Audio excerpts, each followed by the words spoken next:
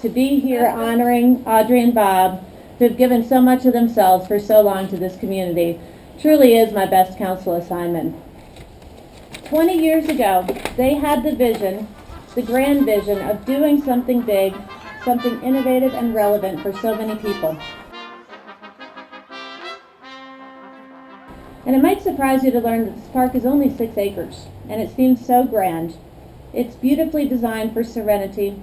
The garden's berms, slopes, and vegetation provide a sense of peace wherever you are, making this place seem so much larger. The acres were donated to the City of Steamboat Springs by the Enivers. In their wisdom and in their dedication, provided an endowment that will help it operate in perpetuity.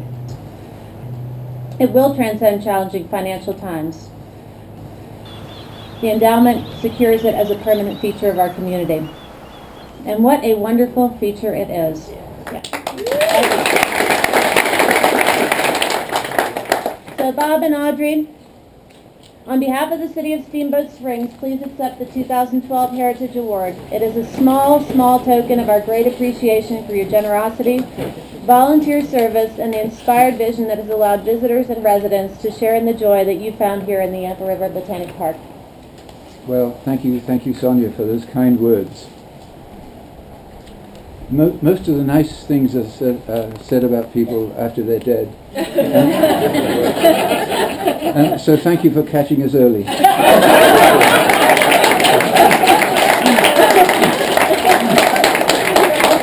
while we can still appreciate the honor.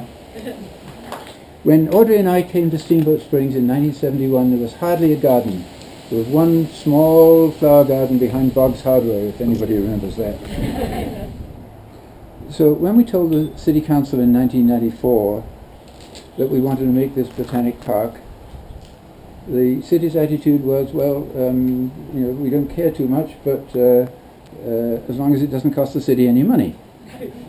So Audrey and I dreamed this dream to have a few gardens in a park-like setting with plenty of trees and benches, supported by an endowment that we created and run by an association of citizens.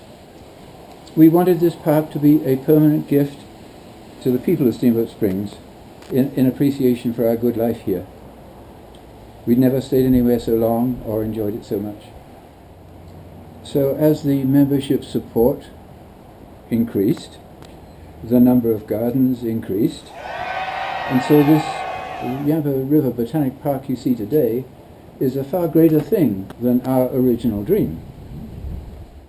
In the summer of 1995, I decided to supervise the dirt work of this place myself so that I could make design changes.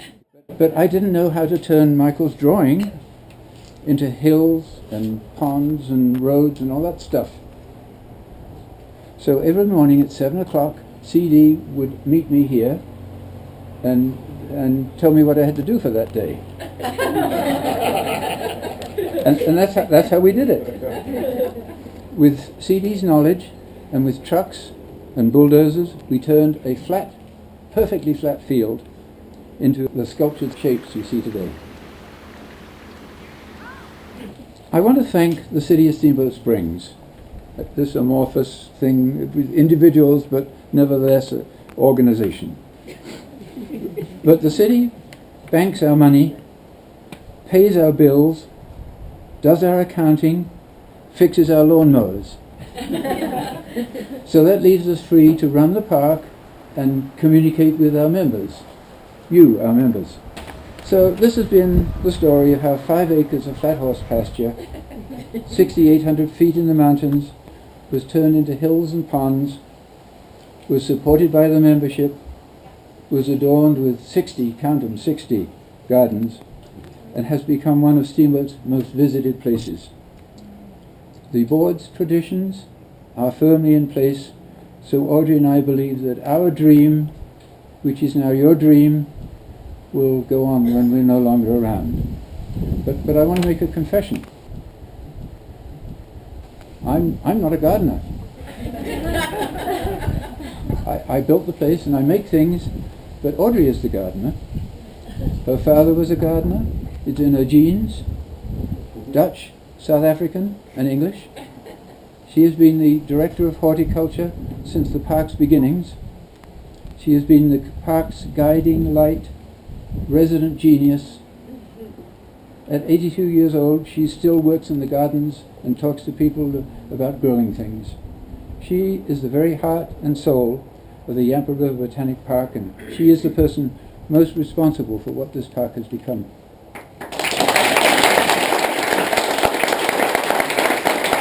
Just 1 second.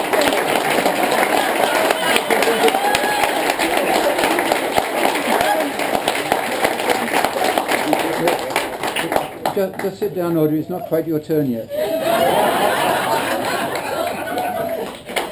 You'd be surprised we still survive, don't you? I just have a few words to say. When Bob worked at Ford, one of the things that was required of all Ford managers was that they should never expect to be promoted unless they had a team in place to take over the job that they were doing. And that was a standard procedure. And so, as Bob and I faced the future, we faced promotion. It called moving on. And so, for the past 5 years, we've been working on the whole concept that we will move on, whether we like it or not. And we really want this park to go on the way that it is today. We're very proud of the park. We're very proud of all the assistance we get from everybody, and a strong board that I think will carry on long after we're gone. And it'll be good for us to feel that in the future the park will still be here for everybody in the community to enjoy. And I thank everybody here for coming and for enjoying the park as we do. And I particularly thank all our volunteers. Traditionally, this meeting is an appreciation of volunteers. We've kind of co-opted it a little bit this time and intruded onto our normal operation. But I want the volunteers to know that they are, the volunteers and all our supporters, whether it's money or whether it's time or whether you just come and enjoy, I thank you all. Goodbye.